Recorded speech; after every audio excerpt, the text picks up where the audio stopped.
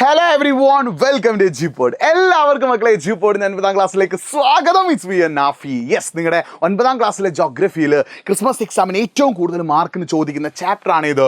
Plate of the earth history നമ്പേഴ്സിലെ ഭൗമചരിത്രം ഉറങ്ങുന്ന പീഠഭൂമി. ആ ഒരു ചാപ്റ്ററിന് വളരെ ഇമ്പോർട്ടൻ്റ് ആയിട്ട് ചോദിക്കുന്ന 2-3 ക്വസ്റ്റ്യൻസ് ആണ് നമ്മൾ ഡിസ്കസ് ചെയ്യാൻ പോകുന്നത്. Once again welcome to Gpod class 9. So 3 മാർക്കിനും 4 മാർക്കിനും എക്സാമിന് ചോദിക്കാൻ ചാൻസ് ഉള്ള ക്വസ്റ്റ്യൻ ആണ്. Explain the features of central highlands. മധ്യ ഉന്നത തടത്തിന്റെ സവിശേഷതകൾ വിശദീകരിക്കാൻ. അപ്പം ആൻസർ പറഞ്ഞതിന് മുന്നേ നിങ്ങൾ എന്ത് ചെയ്യുക, ഈ വീഡിയോ ഒന്ന് ലൈക്ക് ചെയ്യുക, പരമാവധി ഫ്രണ്ട്സിലേക്ക് ഈ വീഡിയോ ഒന്ന് അയച്ചു കൊടുക്കുക. നിങ്ങളുടെ ഫ്രണ്ട്സിലേക്ക് ഒരുപാട് ആളുകൾക്ക് ജോഗ്രഫി ബുദ്ധിമുട്ടുള്ള ആളുകളുണ്ട്. അവർക്ക് ഈ 3ാമത്തെ ചാപ്റ്ററിൽ ഉറപ്പായും പഠിക്കേണ്ട ചില ചോദ്യങ്ങളുടെ ആൻസേഴ്സ് അറിയേണ്ടി വരും. സോ അവർക്കൊക്കെ വീഡിയോയുടെ ലിങ്ക് എന്ത് ചെയ്യുക, ഒന്ന് അയച്ചു കൊടുക്കട്ടോ, സെറ്റാക്കി വെക്കുക. It's very very important. അപ്പോൾ നിങ്ങൾ ശ്രദ്ധിക്കേണ്ട കാര്യം, ഇതിൻ്റെ ഫീച്ചേഴ്സ് നിങ്ങളോട് ചോദിക്കുകയാണെങ്കിൽ നിങ്ങൾ എഴുതേണ്ടത്. അതിന് മുന്നേ ഒത്തിരി ക്വസ്റ്റ്യൻ നിങ്ങളോട് ചോദിക്കട്ടെ. ഒരു 1 വേർഡ് ചോദിച്ച് നിങ്ങൾ അതിന് ആൻസർ കമൻറ്റ് ബോക്സിൽ ടൈപ്പ് ചെയ്യുക. അതായത് which are the 2 classification of peninsula plateau, ഉപദ്വീപീയ പീഠഭൂമിയുടെ 2 വർഗീകരണങ്ങൾ ഏതൊക്കെയാണ്? Which are the 2 classification of peninsula plateau, ഉപദ്വീപീയ പീഠഭൂമിയുടെ 2 വർഗീകരണങ്ങൾ ഏതൊക്കെയാണ്? ഒന്ന് എല്ലാവർക്കും അറിയാം, സെൻട്രൽ ഹൈലാൻഡ്സ് അഥവാ മധ്യ ഉന്നത തടമാണ്. രണ്ടാമത്തെ ഏതാടാ? ആൻസർ ഒന്ന് കമൻറ്റ് ബോക്സിൽ ടൈപ്പ് ചെയ്യുക. ടൈപ്പ് ചെയ്യുമ്പോൾ നിങ്ങളുടെ പേരും നിങ്ങൾ പഠിക്കുന്ന സ്കൂളും കൂടി ചെയ്തിട്ട് എന്ത് ചെയ്യുക, ആൻസർ ഒന്ന് കമൻറ്റ് ചെയ്യുക കേട്ടോ. അപ്പോൾ ഇതിൻ്റെ ആൻസർ കമൻറ്റ് ചെയ്യുമ്പോൾ നിങ്ങൾ ശ്രദ്ധിക്കുന്ന കാര്യം, ഫസ്റ്റ് പോയിന്റ് എന്താ എഴുതേണ്ടത്? Central highlands are extensively plateau region that lie to the north of Satpura. അപ്പോൾ സത്പുരയുടെ വടക്ക് ഭാഗത്തായിട്ട് നിൽക്കുന്ന ഒരു സാധനമാണ് എന്ത്?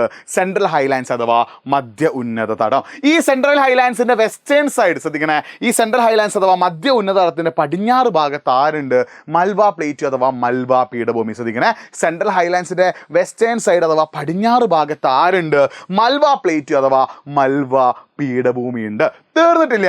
മറ്റൊരു കാര്യം എന്താടാ, ഇവിടുത്തെ ഏറ്റവും ഹൈറ്റ് കൂടി, ഈ മൽവ പ്ലേറ്റ്യൂവിൻ്റെ ഭാഗത്തെ ഏറ്റവും ഹൈറ്റ് കൂടിയ മൗണ്ടെയിൻ ഏതാണ്? മൗണ്ട് അബു ആട്ടോ. ശ്രദ്ധിക്കണേ, ഈ മൽവ പ്ലേറ്റ്യൂവിൻ്റെ ഭാഗത്തെ ഏറ്റവും ഹൈറ്റ് കൂടിയ മൗണ്ടെയിൻ ഏതാടാ? മൗണ്ട് അബു. അതായത് ഏറ്റവും ഉയരം കൂടിയ കൊടുമുടി ഏതാണ്? മൗണ്ട് അബു ആണ്. ആ ഒരു കാര്യം കൂടി നിങ്ങൾ എന്ത് ചെയ്യാം, പഠിച്ചു വെക്കുക. തീർന്നിട്ടില്ല. The plateau along the eastern part of central highlands is the Chota Nagpur plateau. ഇതിന്റെ ഈസ്റ്റ് സൈഡിൽ ഈ ഭാഗത്തും ഒരു പ്ലേറ്റ്യൂ അഥവാ പീഠഭൂമിയുണ്ട്, കിഴക്ക് ഭാഗത്തും ഒരു പ്ലേറ്റ്യൂ അഥവാ പീഠഭൂമിയുണ്ട്. അതിന് വിളിക്കുന്ന പേരാടാ എന്ത്? ചോട്ടാ നാഗ്പൂർ പ്ലേറ്റ്യൂ അഥവാ ചോട്ടാ നാഗ്പൂർ പീഠഭൂമി. വെസ്റ്റ് സൈഡിൽ പടിഞ്ഞാറ് ഭാഗത്ത് ആരാണ്? മൽവ പ്ലേറ്റ്യൂ അഥവാ മൽവ പീഠഭൂമിയാണ്. ഈസ്റ്റ് സൈഡ് അഥവാ കിഴക്ക് ഭാഗത്ത് ആരാണ്? ചോട്ടാ നാഗ്പൂർ പ്ലേറ്റ്യൂ അഥവാ ചോട്ടാ നാഗ്പൂർ പീഠഭൂമിയാണ്. തീർന്നിട്ടില്ല. ഇവിടെയാണ് എന്തുള്ളത്? രാജ്മഹൽ ഹിൽസ്. ശ്രദ്ധിക്കണം, ഈ ഒരു ഭാഗത്താണ് എന്തുള്ളത്? രാജ്മഹൽ കുന്നുകൾ. അപ്പോൾ ഈ രാജ്മഹൽ കുന്നുകൾക്ക് തെക്കായിട്ടാണ് ആര് സ്ഥിതി ചെയ്യുന്നത്? ചോട്ടാ നാഗ്പൂർ പ്ലേറ്റ്യൂ. ഇവിടെ എന്തുണ്ട്? രാജ്മഹൽ ഹിൽസ് അഥവാ രാജ്മഹൽ കുന്നുകളുണ്ട്. അതിന് തെക്ക് ഭാഗത്തായിട്ടാണ് ആര് സ്ഥിതി ചെയ്യുന്നത്? ചോട്ടാ നാഗ്പൂർ പ്ലേറ്റ്യൂ സ്ഥിതി ചെയ്യുന്നത്. ആ ചോട്ടാ നാഗ്പൂർ പ്ലേറ്റ്യൂലാണ് ഇന്ത്യയിൽ ഏറ്റവും കൂടുതൽ എന്ത് കാണുന്നത്? മിനറൽസ് കാണുന്നത് അഥവാ ധാതുക്കൾ. ഈ ഭാഗത്താണ് എന്ത് കാണുന്നത്? ഇന്ത്യയിൽ ഏറ്റവും കൂടുതൽ മിനറൽസ് അഥവാ ധാതുക്കൾ കാണുന്നത്. ഏതൊക്കെയാടാ? അയണോർ അഥവാ ഇരുമ്പയിരുണ്ട്, ബോക്സൈറ്റ് അഥവാ ബോക്സൈറ്റ് ഉണ്ട്, മാംഗനീസ് ഉണ്ട്, കോപ്പർ അഥവാ ചെമ്പുണ്ട്, ലൈം സ്റ്റോൺ അഥവാ ചുണ്ണാമ്പ് കല്ലുണ്ട്, കോൾ അഥവാ കൽക്കരി ഉണ്ട്. അപ്പോൾ ഇത്രയും സാധനങ്ങൾ കാണുന്നത് എവിടെയാടാ? ഈ ചോട്ടാ നാഗ്പൂർ പ്ലേറ്റ്യൂലാട്ടോ, അല്ലെങ്കിൽ ചോട്ടാ നാഗ്പൂരിൻ്റെ ഭാഗത്താണ്. അതുകൊണ്ട് തന്നെ ചോട്ടാ നാഗ്പൂർ പ്ലേറ്റ്യൂവിനെ വിളിക്കുന്ന പേരെന്താടാ? സ്റ്റോർ ഹൗസ് ഓഫ് മിനറൽസ് എന്നാണ്. എന്താണ് വിളിക്കുക? സ്റ്റോർ ഹൗസ് ഓഫ് മിനറൽസ് ആണ്. എന്താണ് വിളിക്കുക? സ്റ്റോർ ഹൗസ് ഓഫ് മിനറൽസ് എന്നാണ്. ഈ ഒരു കാര്യം നിങ്ങൾ എന്ത് ചെയ്യുക, പഠിച്ചു വെക്കട്ടോ. അപ്പോൾ ഇത് എക്സാമിന് ചോദിക്കും 3 മാർക്ക് 4 മാർക്ക്. ഈ ഒരു പോയിന്റ്സ് തന്നെ അവിടെ എഴുതി വെച്ചാൽ മതി, നിങ്ങൾക്ക് മാർക്ക് ഉറപ്പാണ്. അടുത്തത് 2 മാർക്കിനൊക്കെ എക്സാമിന് ചോദിക്കാൻ ചാൻസ് ഉള്ള ഒരു ക്വസ്റ്റ്യൻ ആണ്. Which are the factors affecting the climate in peninsula plateau, ഉപദ്വീപീയ പീഠഭൂമിയിലെ കാലാവസ്ഥയെ ബാധിക്കുന്ന ഘടകങ്ങൾ ഏതെല്ലാം? ഏതൊക്കെയാടാ? ഇത്രയേ ഉള്ളൂ. ഈ പോയിന്റ്സ് അങ്ങോട്ട് എഴുതി വെച്ചാൽ മതി കേട്ടോ. ഒന്നാമത്തെ എന്താ?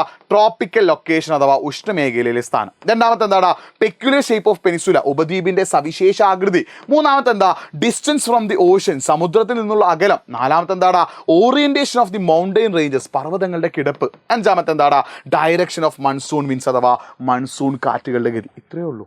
ഈ ഒരു പോയിന്റ്സ് ഒരു എക്സ്പ്ലനേഷൻ കൊടുക്കണ്ട. ഈ ഒരു പോയിന്റ്സ് ഇതുപോലെ എഴുതിയാൽ എന്തുറപ്പാണ്?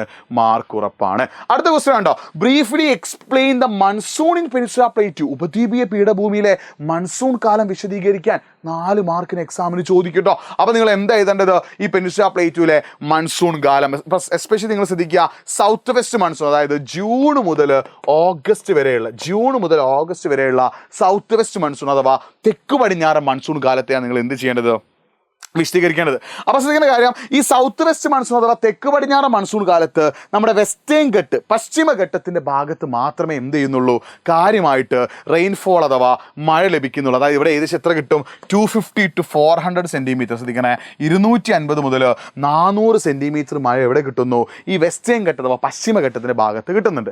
എന്നാൽ അത് നേരെ ഓപ്പോസിറ്റ് സൈഡ്, ഈ വെസ്റ്റേൺ ഘട്ടത്തിന് ഇപ്പുറത്തെ സൈഡുള്ള ഡെക്കാൻ പ്ലേറ്റിൻ്റെ ഭാഗത്ത് എത്രയേ കിട്ടുന്നുള്ളൂ, ഒരു 50 സെൻറ്റിമീറ്റർ to 100 സെൻറ്റിമീറ്റർ മാത്രമേ എന്ത് കിട്ടുന്നുള്ളൂ, റെയിൻഫോള് കിട്ടുന്നുള്ളൂ. ആ ഒരു പോയിന്റ് നിങ്ങൾ ആദ്യം എന്ത് ചെയ്യുക, പഠിച്ചു വെക്കുക. ഇനി നിങ്ങൾ ശ്രദ്ധിക്കുന്ന കാര്യം, south west monsoon in reaching the Maharashtra coast entering the peninsula through Narmada and Tapti basins and cause moderate amount rainfall through central India. അപ്പോൾ എന്ത് ചെയ്യാണ്, ഈ സൗത്ത് വെസ്റ്റ് മൺസൂൺ എന്ത് ചെയ്യാണ്, നർമ്മദ താപ്തി റിവേഴ്സിലൂടെ, ശ്രദ്ധിക്കണേ, ഈ സൗത്ത് വെസ്റ്റ് മൺസൂൺ തെക്ക് പടിഞ്ഞാറ് മൺസൂൺ നർമ്മദ താപ്തി റിവേഴ്സ്, നർമ്മദ താപ്തി നദികളിലൂടെ എങ്ങോട്ടേക്ക് എത്തുകയാണ്, മഹാരാഷ്ട്രയുടെ ഭാഗത്തേക്ക് എത്തിയിട്ട് ഈ ഭാഗത്തും നന്നായിട്ട് റെയിൻഫോൾ കൊടുക്കുന്നുണ്ട്. അപ്പോൾ ഈ സൗത്ത് വെസ്റ്റ് മൺസൂൺ അഥവാ തെക്ക് പടിഞ്ഞാറ് മൺസൂൺ കാലം നമ്മുടെ വെസ്റ്റേൺ ഘട്ട് പശ്ചിമഘട്ടത്തിൻ്റെ ഭാഗത്തും ഈ മഹാരാഷ്ട്രയുടെ ഭാഗമായിട്ടുള്ള സെൻട്രൽ ഇന്ത്യ മധ്യ ഇന്ത്യയിലുമാണ് കൂടുതലായിട്ട് എന്ത് പെയ്യ്ക്കുന്നത്, മഴ പെയ്യ്ക്കുന്നത്. ഈ സമയത്ത് തന്നെ ഛോട്ടാ നാഗ്പൂർ പീഠഭൂമിയിൽ, ഛോട്ടാ നാഗ്പൂർ പ്ലേറ്റ്യൂവിൽ, ഈ ഭാഗത്തുള്ള ഛോട്ടാ നാഗ്പൂർ പ്ലേറ്റ്യൂവിൽ ചെറിയ എമൗണ്ട് എന്ത് കിട്ടുന്നുണ്ട്, റെയിൻഫോൾ അഥവാ മഴ ലഭിക്കുന്നുണ്ട്.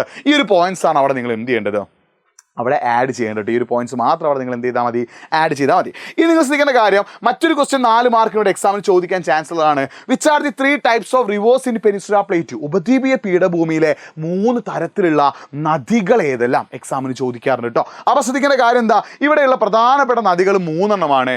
ഒന്ന് എന്താടാ, the rivers that flowing eastwards into the bay of Bengal, Bengal ഉൾക്കടലിലേക്ക് പോകുന്ന, അതായത് കിഴക്കോട്ടേക്ക് ഒഴുകിയിട്ട് ബംഗാൾ ഉൾക്കടലിലേക്ക് ഒഴുകുന്ന നദികൾ ഒന്നാമത്തത്. The rivers that flowing towards the west and reaches the Arabian Sea, പടിഞ്ഞാറേക്ക് ഒഴുകിയിട്ട് അറബിക്കടലിൽ ചെന്ന് പതിക്കുന്ന നദികൾ.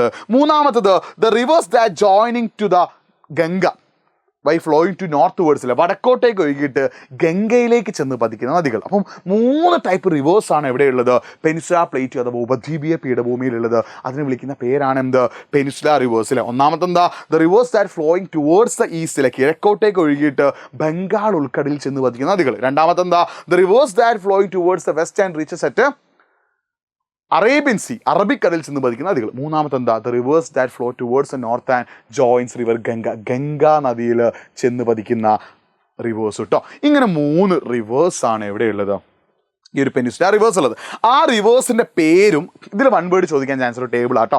ടെക്സ്റ്റ് ബുക്കിൽ ഇങ്ങനെ ഒരു ടേബിൾ ഉണ്ട്. ഓരോ റിവറിൻ്റെ പേരും ആ റിവറിൻ്റെ സോഴ്സ്, നദി എവിടെ നിന്നാണ് ഉത്ഭവിക്കുന്നത്, അതിൻ്റെ ട്രിബ്യൂട്ടറീസ്, അതിൻ്റെ പോഷക നദികൾ പഠിച്ചു വെക്കണേ. 1 വേർഡ് ചോദിക്കാറുണ്ട്. ഓരോ പെനിൻസുല റിവർ, ഓരോ ഉപദ്വീപീയ നദിയും അതിൻ്റെ പോഷക നദികൾ നിങ്ങൾ പഠിച്ചു വെക്കുക. അതുമായിട്ട് ബന്ധപ്പെട്ട ഒരു ക്വസ്റ്റ്യൻ എക്സാമിന് ഉറപ്പാട്ടോ. അപ്പോൾ ഈ ഒരു ടേബിൾ നിങ്ങൾ ഇങ്ങനെ കൂടി പഠിക്കുക. ഓരോ റിവർ, മഹാനദി, ഗോദാവരി, കൃഷ്ണ, കാവേരി, അതേപോലെ തന്നെ നർമ്മദ, താപ്തി, ഈ നദികളുടെ സോഴ്സ് അഥവാ ഉത്ഭവസ്ഥാനവും അതിൻ്റെ ട്രിബ്യൂട്ടറീസ് അഥവാ പോഷക നദികൾ നിങ്ങൾ പഠിച്ചിരിക്കണം. എക്സാമിന് എന്ത് ചെയ്യാറുണ്ട്, ചോദിക്കാറുണ്ട് കേട്ടോ. അപ്പോൾ ഇത്രയുമാണ് ഈ ഒരു ഭാഗത്ത് നിന്ന് എന്ത് ചെയ്യാൻ നിങ്ങൾക്ക് പഠിക്കാനുള്ളത്. അപ്പോൾ ഈ ഒരു ഭാഗത്തു നിന്ന് ഞാനൊരു ഹോംവർക്ക് തരാണ്. ഇതിൻ്റെ ആൻസർ നിങ്ങൾ എന്ത് ചെയ്യുക, ഒന്ന് കമൻറ്റ് ബോക്സ് ടൈപ്പ് ചെയ്യുക. ഇതിൻ്റെ ആൻസർ നിങ്ങൾ കമൻറ്റ് ബോക്സ് ടൈപ്പ് ചെയ്യുമ്പോൾ നിങ്ങളുടെ പേരും നിങ്ങൾ പഠിക്കുന്ന സ്കൂളും കൂടി ചെയ്തിട്ട് വേണം എന്ത് ചെയ്യാൻ, ഒന്ന് കമൻറ്റ് ചെയ്യാൻ. ക്വസ്റ്റ്യൻ എന്താടാ, which are the tributaries of river Narmada and Godavari, നർമ്മദയുടെയും ഗോദാവരിയുടെയും പോഷക നദികൾ ഏതൊക്കെയാണ്? ആൻസർ ഒന്ന് എന്ത് ചെയ്യുക, കമൻറ്റ് ബോക്സ് ടൈപ്പ് ചെയ്യുക. കമൻറ്റ് ബോക്സ് ടൈപ്പ് ചെയ്യുമ്പോൾ നിങ്ങളുടെ പേരും നിങ്ങൾ പഠിക്കുന്ന സ്കൂളും കൂടി ചെയ്തിട്ട് എന്ത് ചെയ്യുക, ഒന്ന് കമൻറ്റ് ചെയ്യുക. ഇനി ഞാൻ എൻ്റെ ഇൻസ്റ്റഗ്രാം ഹാൻഡിൽ ഇവിടെ കൊടുക്കുന്നുണ്ട്. നിങ്ങൾക്ക് 9ാം ക്ലാസ്സിൽ എക്സാമുമായിട്ട് ബന്ധപ്പെട്ട് ടെൻഷൻസോ കാര്യങ്ങളോ എന്തെങ്കിലുമൊക്കെ പ്രോബ്ലംസോ സംശയങ്ങളൊക്കെ ഉണ്ടെങ്കിൽ nafi.eduport എന്ന ഇൻസ്റ്റഗ്രാം ID ഒന്ന് ഫോളോ ചെയ്തിട്ട് അതിലേക്ക് നിങ്ങൾ എന്ത് ചെയ്യുക, ഒന്ന് മെസ്സേജ് അയക്കുക കേട്ടോ. മക്കളെ ഈ വീഡിയോ പരമാവധി ഫ്രണ്ട്സിലേക്ക് എന്ത് ചെയ്യുക, ഒന്ന് ഷെയർ ചെയ്യുക. അപ്പം nafi.eduport മറന്നുകൊണ്ട nafi.eduport അതിലെന്ത് ചെയ്യുക, ഒന്ന് ഫോളോ ചെയ്യുന്ന മെസ്സേജ് അയക്കുക. നിങ്ങളുടെ പ്രശ്നങ്ങളും ഇഷ്യൂസൊക്കെ നമുക്ക് എന്ത് ചെയ്യാം, സോൾവ് ചെയ്യാം. നിങ്ങളുടെ പരമാവധി ഫ്രണ്ട്സിലേക്ക് ഈ വീഡിയോ ഒന്ന് അയച്ചു കൊടുക്കുക. നമ്മുടെ വീഡിയോ ഒന്ന് ലൈക്ക് ചെയ്യുക. നമ്മുടെ ചാനൽ ഒന്ന് സബ്സ്ക്രൈബ് ചെയ്യുക. 9ാം ക്ലാസ്സിലെ സോഷ്യൽ സയൻസ് എക്സാം നമ്മൾ സെറ്റാക്കി തരും കേട്ടോ. മറ്റൊരു വീഡിയോ ആയിട്ട് വീണ്ടും കാണാം. It's me Nafi signing off. By.